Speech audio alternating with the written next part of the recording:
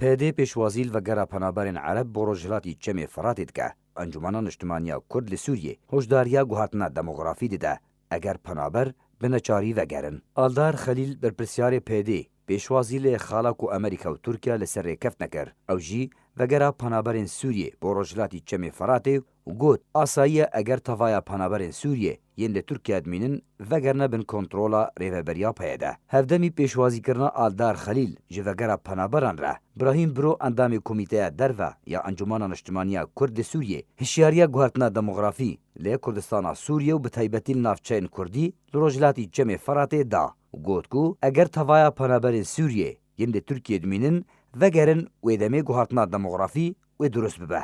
هەروەها براهیم برۆ گوت و ئەمریکا و تورکیا لەسەر ڤەگەرا پەنابەران ڕێکەفتنە ئەمریکا مەج لەسەر تورکێدانیە نابە پەنابەر وەرنە نەچارکردن ji بۆ ڤەگەرێ لێ ئەگەر تەڤایە پەنابەران ڤەگەرنە ناوچەیە وێ دەمێ کارە ساتە.